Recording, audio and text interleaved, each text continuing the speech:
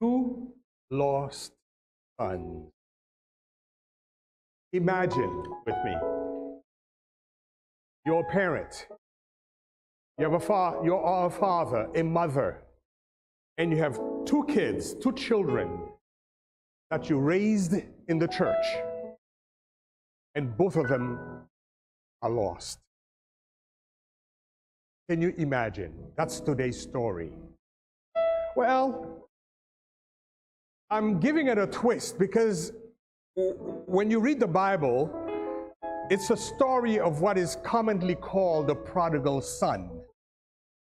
But you see, most people don't recognize that both sons were lost.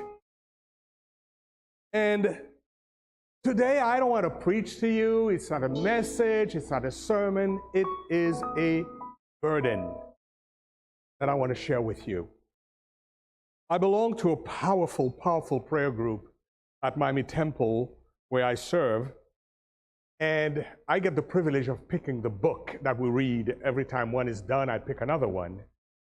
And the current book we're reading is what I want to talk about today. And I picked it with purpose, knowing that the group I felt needed this story.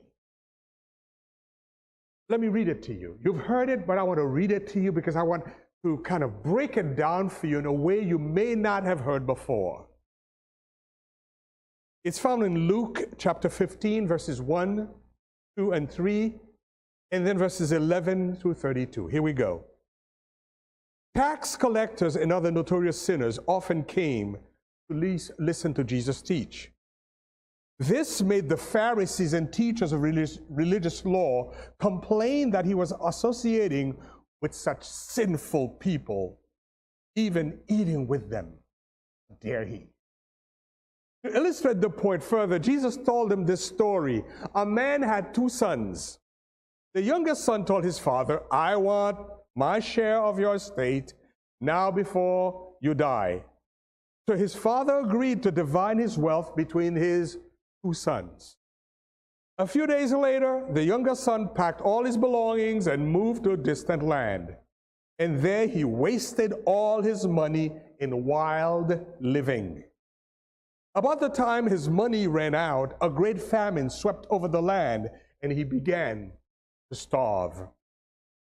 He persuaded a local farmer to hire him, and the man sent him into the fields to feed the pigs. The young man became so hungry that even the pods he was feeding the pigs looked good to him. But no one gave him anything. When he finally came to his senses, he said to himself, at home, even the hired servants have food enough to spare, and here I am, dying of hunger.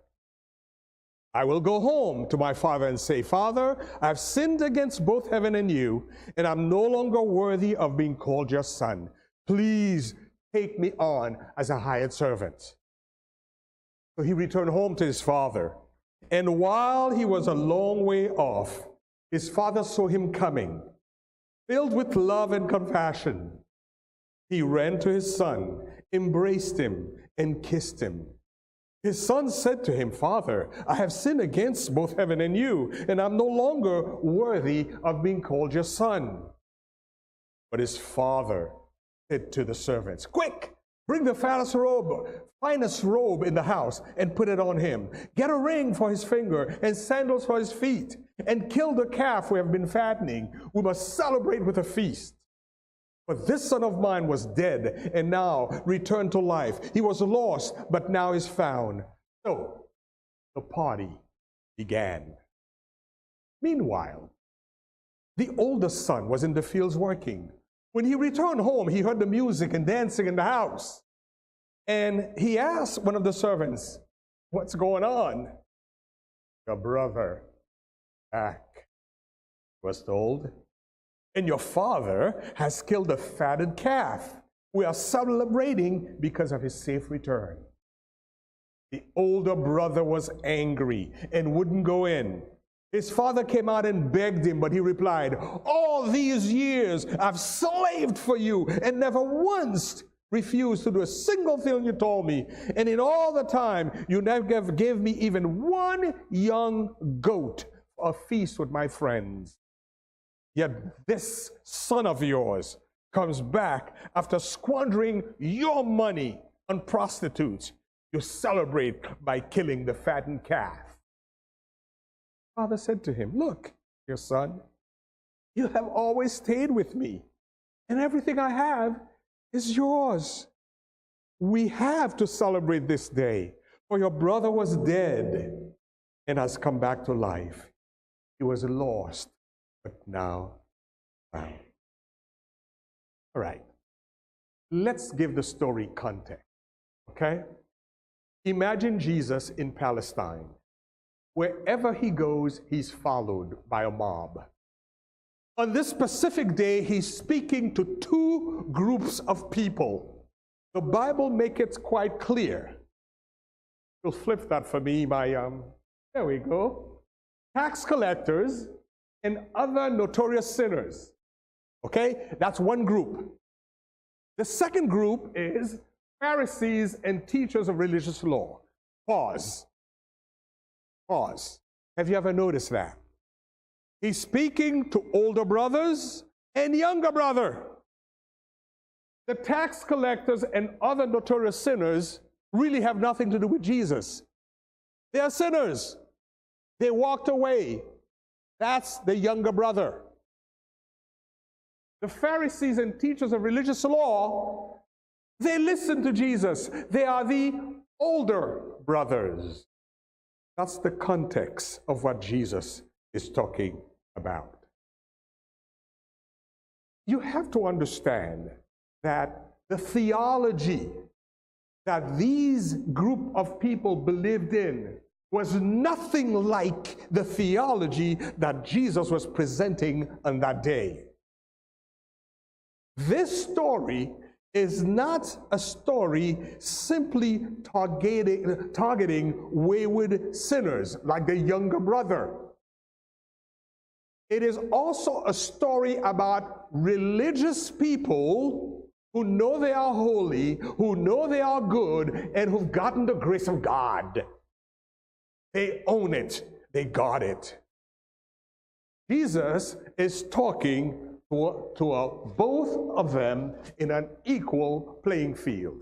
You have to get that to get today's burden. Jesus is talking to religious people who are in the church, who come to church every Sabbath, and Jesus is talking to people who walked away. Please understand that this crowd that Jesus is talking to was very uncomfortable with what he was saying. At least half of them were. Because what he was saying went against of what they believed. Just like you will be uncomfortable with some of the stuff I'll share with you today. But after a while, you'll like me again and I'll be back. Jesus, in this story, is challenging what they thought about God and grace. Jesus is saying, whether you run away from me like the younger brother, or you stay in the church like the older brother, you are still spiritually lost. Or you can be. According to this story, you can be lost if you decide to walk away from God, and you can be lost if you decide to stay in the church, yet you're spiritually dead inside. Either way, you are lost. That's the story. Most of you in this church, you realize you are the older brother. It's not a bad thing. You're in the church. You stayed home. You didn't walk away. So you are the older brother. I am the older brother. So let's get some facts. Okay, so one day the younger brother rises and says, okay, I'm tired, Dad. I'm tired of living under your rule, okay? I'm tired of your authority. Give me what is mine. Really? How many days did the younger brother work for what he was asking for? Are you following me? Give me what is mine. Was it his? No. No. So the idea of asking for it in that culture meant, you see, he wouldn't get anything until the father is dead. So in fact, he was saying, Father, drop dead, give me my portion. That's what it meant in that culture. Because give me what is mine. What is yours become yours when your father dies. You following me, right? So he was wishing that the father was dead so he can get his money. That's what it meant. He did not, you don't have an inheritance until the owner disappears. So he wanted to wish his father a quick death. Now, to me, the father's response is more astonishing than the request. A traditional Middle Eastern man is like a Caribbean father. In that culture, if a son did that, you know what he got? For Jamaicans, you will understand, he will get licks. Okay? For the rest of you, it means the rod. The father would beat him up from the minute he made the request until he's out of the house.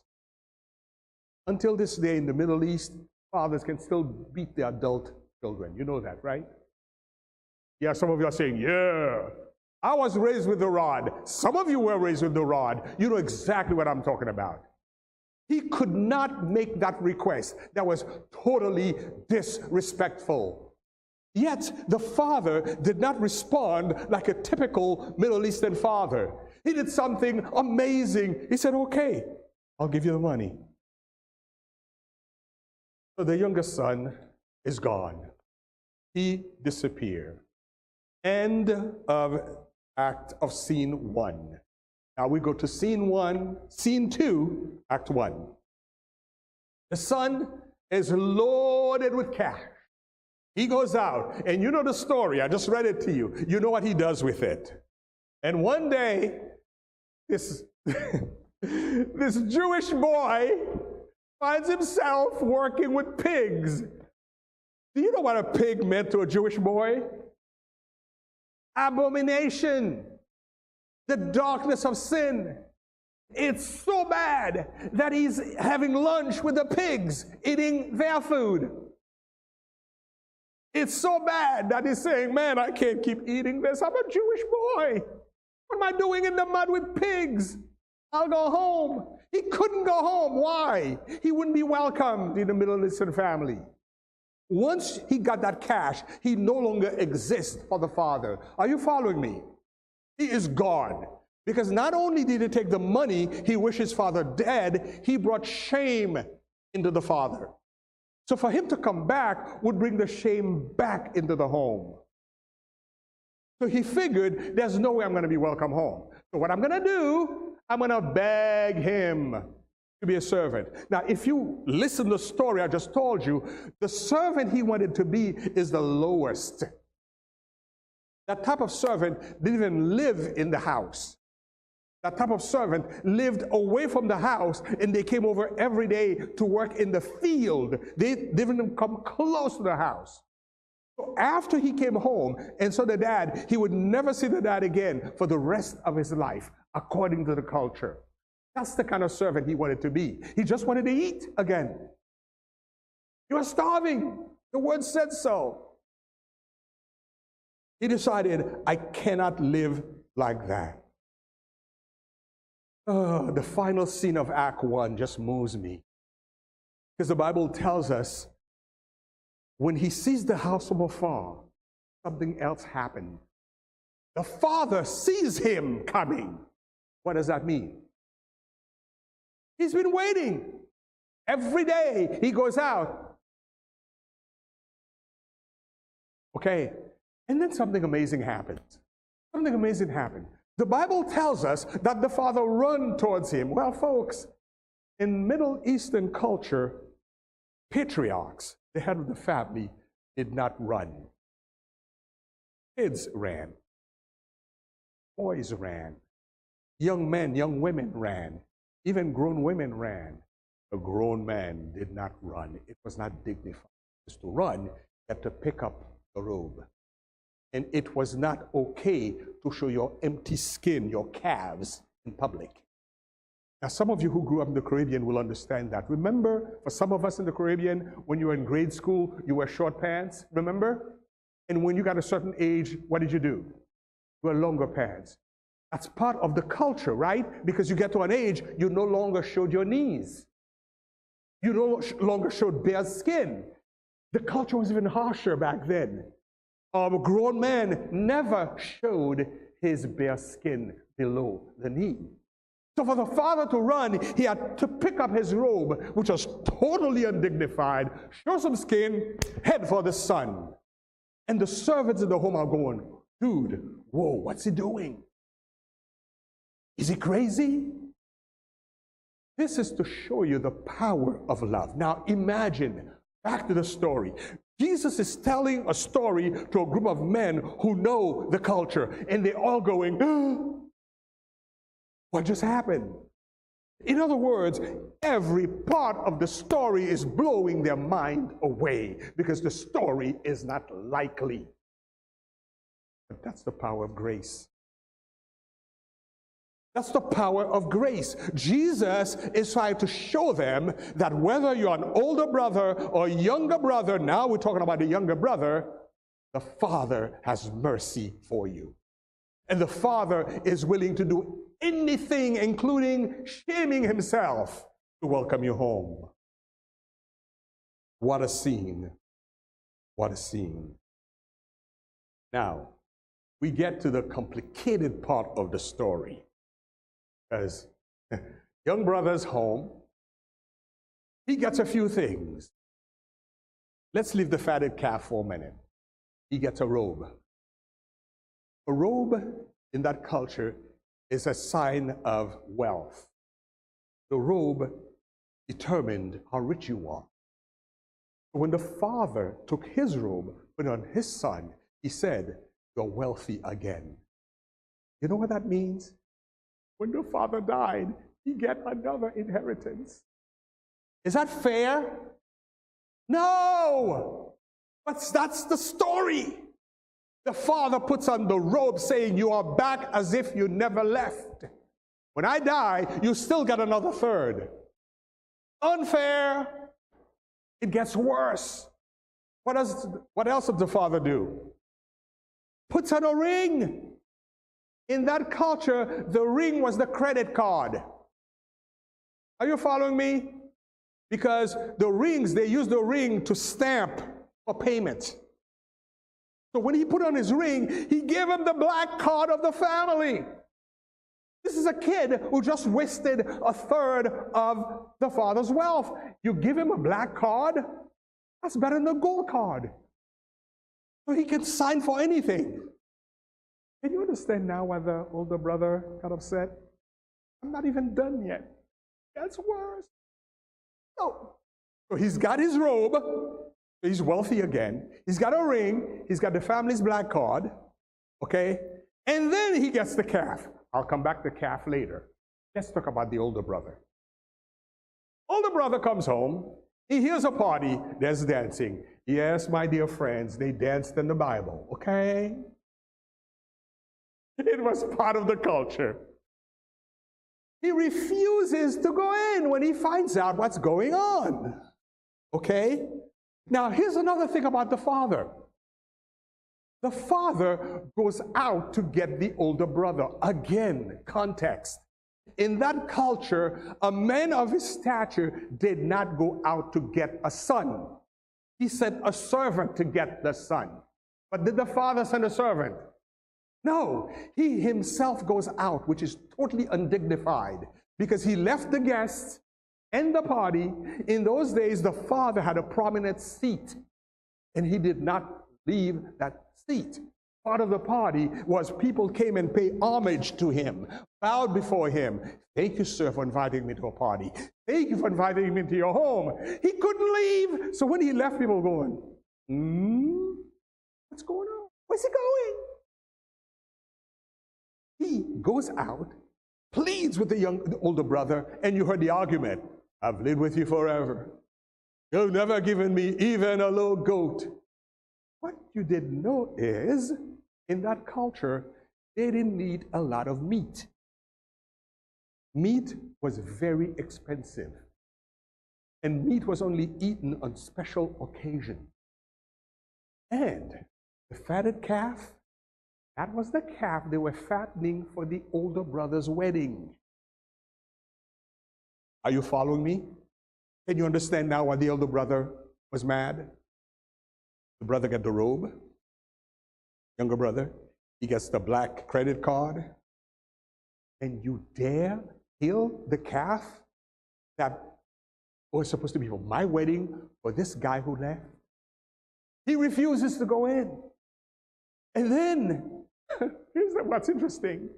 The father tells him, all I have is yours. Folks, that's salt on the wound, because what does that mean? The father is saying to the older son, all I have is yours. It's been here. But if all you have is mine, you just gave what is mine to your son again. You following me? So everything that is happening is digging the hole deeper and deeper and deeper for the older brother. I am suggesting to you that the older brother had plenty of reason to be mad, to be upset. This story is unrealistic, unbelievable to those who are listening to it. So you can imagine, these people in the crowd, a group was bewildered, another group was pretty angry. Jesus is talking to both of them in an equal playing field. In Act 1, Jesus shows the typical lost son. He's lost because he walked away. He left his life, he's out of control. Anyone in that crowd would agree that the younger son is lost. But in Act 2, however, Jesus throws them a curve. He described an older brother who is faithful, obedient to his father. Therefore, by analogy, he is a man of God. He didn't leave. He didn't waste his father's wealth. He's completely under control. He's self-disciplined.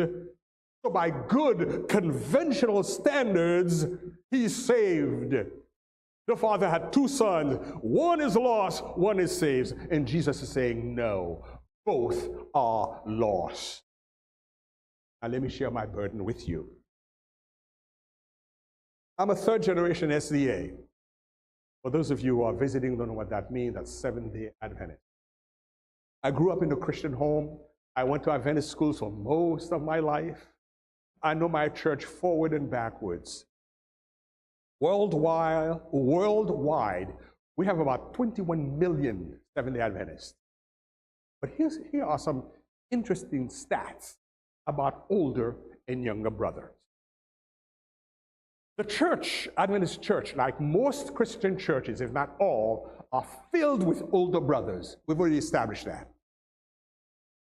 Do you realize that we may have as many younger brothers who left? Are you following me? Now this church, Kendall Church, belongs to the Florida Conference. Let me throw some stats at you.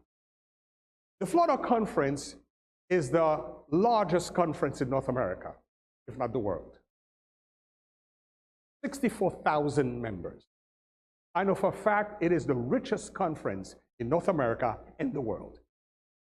Now, it used to be Southeastern California. We passed them years ago. They are the wealthiest conference. However, last year, in this conference, we baptized 2,500 people. Guys in the back are gonna hate me because I'm messing with the mic. Here we go. We baptized 2,500 people last year in the Florida Conference. However, when we did the math, when we compared how many people we baptized, how many people left the church, we came with -500. You following me? Negative 500. You should have seen the face of the conference president when he made that report to some of us. I'm first elder at Miami Temple. 2 years ago, we cleaned the books. 2 years ago, we were a 1,300-member church. You know officially how many members we have right now? 859. In one foul swoop, we couldn't find 500 people. Younger brothers. Are you following me? The typical Adventist church, and by the way, we're not just special. Most Christian churches are like that, but I talk about what I know. The typical Adventist church, the books say we have this, right? But you know who shows up at church on Sabbath? This. That's typical. The difference between this and this are the younger brothers. So my question to us this morning, what are we doing about the younger brothers? It's something you need to think about. Because the story in the Bible, we talk about the prodigal son. Yeah, we have a bunch of them. I bet each one of you, you know someone, or even have a family members who used to come here, who's not here anymore. For some reason, maybe it's because of my big mouth, I got invited to do stuff. So after the conference discovered what had happened last year, they decided they needed to do something. So they formed a committee to kind of come up, number one, find out why are we losing so many people in the Florida conference? How could you have a year of negative 500 when you baptize 2,500? Oh, by the way, that group divided people who are in apostasy, people we couldn't find anywhere, people who got disfellowshipped, all those groups, that makes part of the negative 500. So I got invited to be on that team. And our job, our mission from the executive committee was to, where are those people? What do we do to get them back?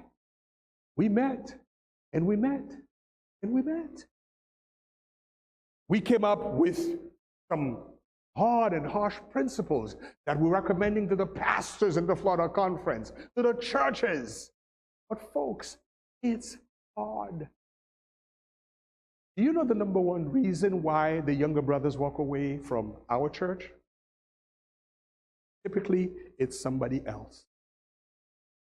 I know, we shouldn't follow people. You know what? Not everybody have the same spiritual strength. Are you following me?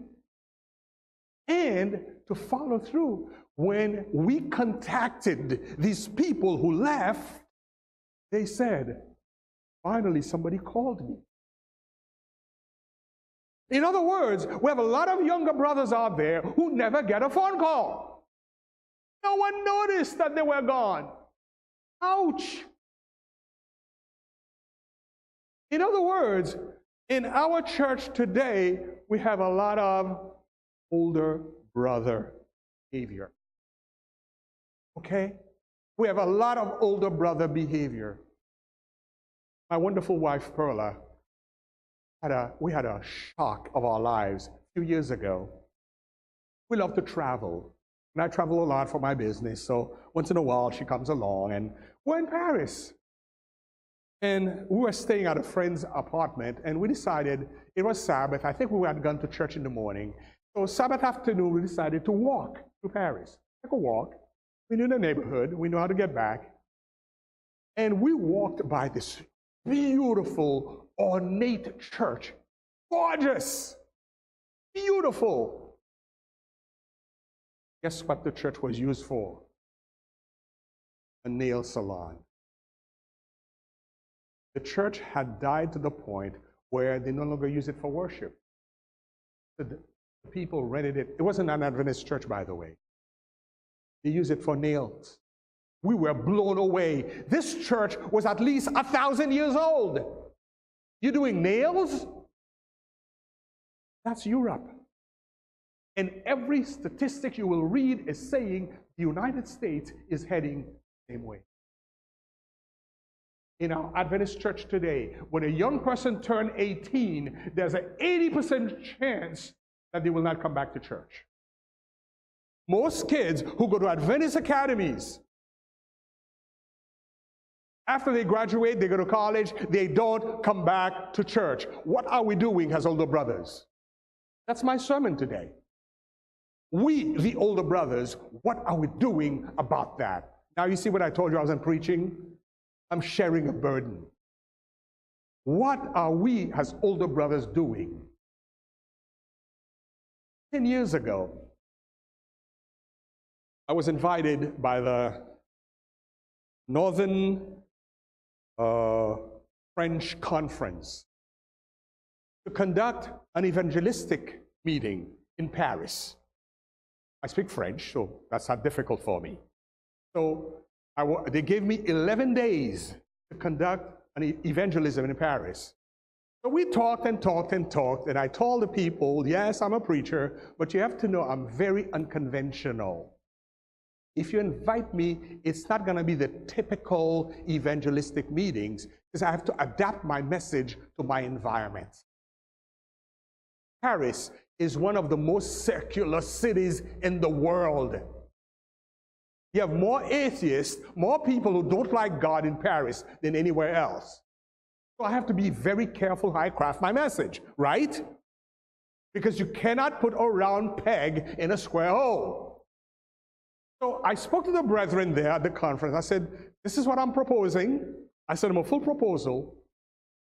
I'm going to talk about faith and self-esteem. And I gave them my premise. Everybody wants to have a high self-esteem.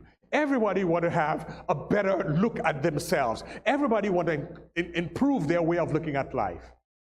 Well, I will tell you as a witness, the church was packed every night. Every night packed by all types of people. 10 years later, that church no longer exists. No longer exists. Oh, I forgot to tell you. The conference office is on top of the church. I kid you not. Ask Perla. She's sitting in the back. The conference office is on top of the church because during the day they had me do counseling. Okay? So I preach. I don't know why I did that. I was younger 10 years ago. So I would preach every night and every day from, from 3 to 7 or whatever, for 4 hours, I did counseling. And I didn't have enough room. So the conference gave me an office, and part of the counseling were with the conference workers. Today, that church no longer on. Does that give you pause? My question again, what are we doing, we, the older brothers? Let me bring this to a conclusion. Both sons are lost. In all Christian churches today, we have pretenders like the older brother. Ouch. You should say ouch, okay? Because I kind of insulted you, insulted me. We have a lot of pretenders. Who do I call pretenders? Pretenders are people who come to church because they have to. Do you realize that religion can be cultural? That's what I do on Saturdays. I go to church. But your connection with God is based on who you are during the week. What you do during the week. How many younger brothers are you connecting during the week? If you're not doing that, you may be a pretender. You should say, ouch. The reason so many young people are not staying in church, one of the reasons our community discovered is that people stay in church. One of the reasons is for relationship. Did you get that? If I know people like me in church, if I know people care about me in church, If I know if I don't come, somebody will notice, I'm going to come. Most of the time. I mean, there are other. But the main reasons why people do this is relationship. Relationship with God, relationship with each other. That's church. But you see, here's the thing. When you're young and you're building a relationship with God, the first thing that works for you is what? Relationship with each other. I was blown away as I sat this morning to think I'm preaching in a church where the young people were number one. I'm awed. Congratulations. You're doing something right. You know what I'm saying? The verse you quoted earlier, hiding the word in your heart that I might not sin, that's key. So here's the deal. We can't just teach them Bible. We have to teach them relationship. We have to build relationship with them. We have to care for them. Somebody told me the other day, I don't understand these young people. Why? Find out. Hunt them down. Right, young people? If we hunt you down, we'll eventually catch you. Listen, folks. People are naturally defensive. That's human nature. If you tell me something I don't like, I'm going to put up my walls. I'm going to be defensive. If you are old, I'm young, you come to me, my first reaction is, what do you want? But if you keep coming back, I'm going to go, okay, maybe they mean it. And if you never give up, I may say, okay, maybe they actually like me. And guess what happens one day? We have a relationship. But what happens in a typical Christian church is the young people go that way, the old people go that way, and those in the middle go, what's going on? And no one connects. You cannot be a seventh day Christian. Let me repeat that. You cannot be a seventh day Christian. You have to be a 7 days Christian. Us older brothers must connect with the younger. I'm having a hard time this year in my church. You know why? I know of 3 families who are on their way out. And all 3 families have young people between the age of 16 and 19. And to be honest with you, we don't know what to do to keep them. I've been to their home, I've visited them, and when I go, they're happy to see me, and they come to church once or twice, but I can't do it all the time. I'm a busy guy. What if the church formed an army and decided, you know, so-and-so and so-and-so are not showing up, let's go get them. So every day they get a call from a different person. You think that might work? The answer is yes. People love attention. If you give it to them, they will respond. So I'm suggesting to you, pay attention when they are young. Well, to everybody. But pay attention to your young people. Please call them. Even if they have an attitude, talk to them. Do you know how you make a hole through a rock? You have a drop of water consistently drop in the same spot all the time. And you give it enough time, what will happen? A hole will go through the rock. But you just pour the water on the rock, what happened? Nothing happens. That's what we do as older brothers. We pour water. Jesus is good all the time. Amen. Really? I agree, but what's next? Talk to your young people, connect with your people, find those younger brothers, go after them. You, we are the older brother. Stop being a pretender. I want to read you a quote from the book we're reading in our prayer group. His name is Timothy Keller. He says the following: the gospel of Jesus, I think I have it on the screen for you. The gospel of Jesus is not religion or irreligion, morality or immorality, moralism or relativism, conservatism or liberalism, nor is it something halfway along the spectrum between the two poles. In other words, what he's trying to say to you is God's love is for everyone. And you cannot define God's love in a religion. Remember the day when Adventists used to say, we have the truth? I have news for you. You don't. Because truth is expensive. Truth never stops. You can't have it all. You know what I'm saying? We are seekers of the truth. We are a Bible-based church. That's a fact.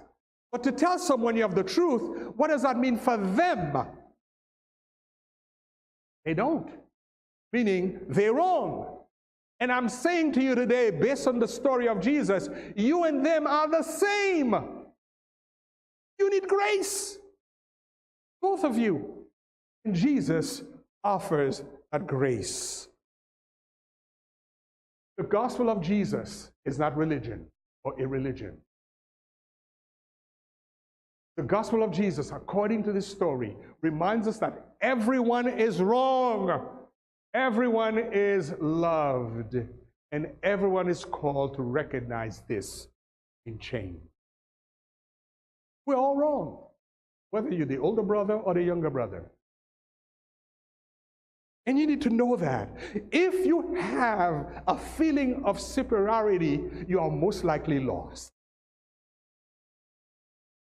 If you think you're better than anybody, you are most likely lost. If you think because you're not Adventist, you're going to go to heaven, and so is not, you are most likely not going.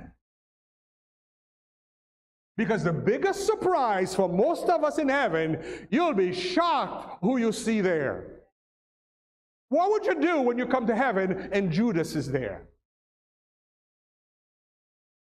How do you know he didn't confess his sins to God before he hanged himself? Do you know that? Think of the worst person in history. What would you do if you go to heaven and they're there? The Nazis. The racists. I could go on and on and on.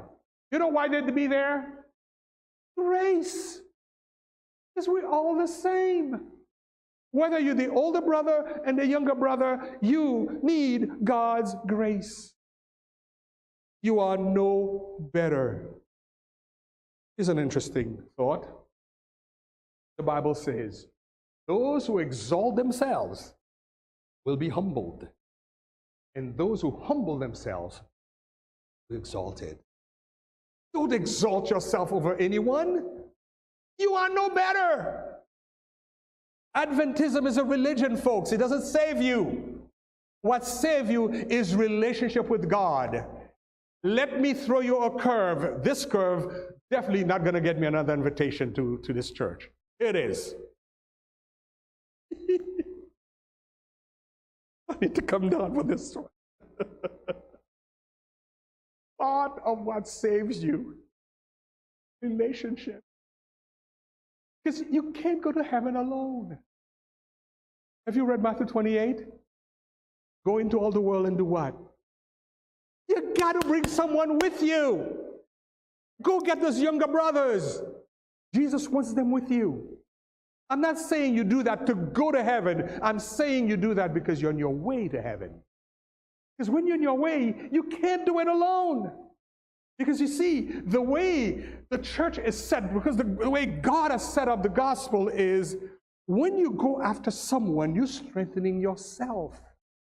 Because you see, part of the issue with the other group that Jesus was talking to, those guys who were religious, and notice the Bible says they were theology professors, they were pastors. Ouch. I know, I'm going to get myself in big trouble now. These folks thought they could do it alone. Now, there's something we find in psychology is people who think they are perfect or think they are really good can become neurotic. Self-righteousness can literally drive you crazy. Some of you, when you are growing up in the church, have you ever met a self-righteous person? They were always pointing the finger until one day you discover what their secret life is really like. Erotic. Do not trust someone who comes across as perfect, as righteous, who's condemning. They are most likely the older brother who's lost. Humility. All right, I've talked enough. Let's conclude. Some lessons. Lessons from the older brother. God always initiates love. I'm going to read them to you and go back. The older brother's problem is his self-righteousness. I just mentioned that. The antidote to being bad is not just being good. Ouch, I'm going to come back.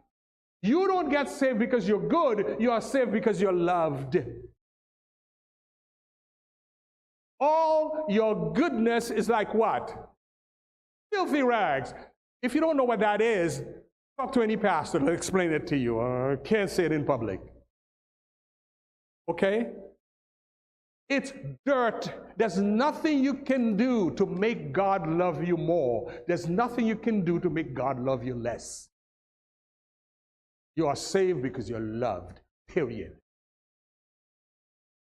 Very important concept. So, God always initiates love. This is what I said earlier. You need to initiate contact with the younger brothers. Talk to these young people. I don't care what kind of attitude they give you. Don't give up. Chase them down, pursue them, drive them crazy. Some of us who are married, we had to work hard to get that lady, right? Or that man, right? You pursue. Men in our culture pursue. And some unlikely people get married. You know what I'm saying? Because somebody pursued, they didn't give up. That's what works in life. Chase those young people down. Initiate the love, just like God does. Number two, the older brother's problem is self-righteousness. The problem in our church often is because we are so righteous, we repel people instead of attracting them. The antidote to being bad is not just being good. If you're bad, you're bad. There's nothing you can do except say, God, help me. And over time, little by little, God works on it. And lastly, you don't get saved because you're good. You're saved because you're loved. Wow. So what's next? What's next? I have a couple of recommendations. I mentioned a couple of them already. I have two more. The father, Jesus said in his story that when the father divided the property, everything had already been assigned. The younger son had his part. You see, in that culture, the younger son got a third. The 2/3 that was left was to the older son. And the father said, my son, everything is yours. There's another truth I didn't spend any minute on. The son said, the older son, I've done everything right. I obeyed you. I never disobeyed you. Notice the father never contradicted him. Meaning, what you do that is right does not save you. Okay? Because the other brother did everything right. He was still lost. When you do what is right does not save you. You have to realize you have a responsibility, younger brother. That's part of your path to heaven. The father says lastly in verse 32, for your brother was dead, now has come back to life. Was lost, and he is found. The father loved both the older and the younger brother. Obviously, the father represents God. And God is telling us, he loves you, the older brother. But it is your job to chase down the younger brother and get him back. What's next? It's up to you. Amen.